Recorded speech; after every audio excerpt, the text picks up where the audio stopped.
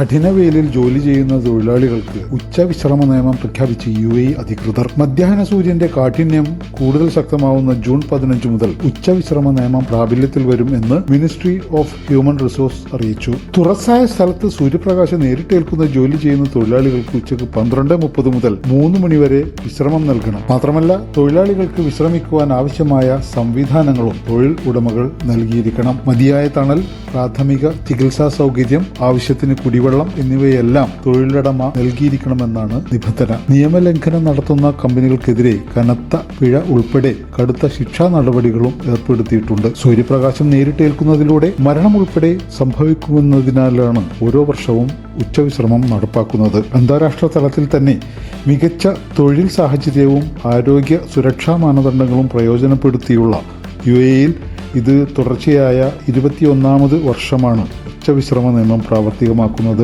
നിയമലംഘകരെ കണ്ടെത്താൻ പ്രത്യേക അന്വേഷണ സംഘങ്ങളെയും അധികൃതർ ഏർപ്പെടുത്തും. പ്രിയപ്പെട്ടവരെ, PMA വിഷൻ ന്യൂസ് ചാനലിലെ വാർത്തകൾ നിങ്ങൾക്ക് ഏറെ ഉപകാരപ്രദമാകുന്നു എന്നാണ് ഞങ്ങളുടെ വിശ്വാസം. ഏറ്റവും പുതിയ വാർത്തകളും വിശേഷങ്ങളും നിങ്ങളിലേക്ക് എത്താൻ ഈ ചാനൽ സബ്സ്ക്രൈബ് ചെയ്തുകൊണ്ട് ഞങ്ങളെ പ്രോത്സാഹിപ്പിക്കുക. അതോടൊപ്പം ഇത് നിങ്ങൾക്ക് ഉപകാരപ്രദമാണെങ്കിൽ നിങ്ങളുടെ കൂട്ടുകാരിലേക്കും എത്തിക്കാൻ മടിക്കരുത്.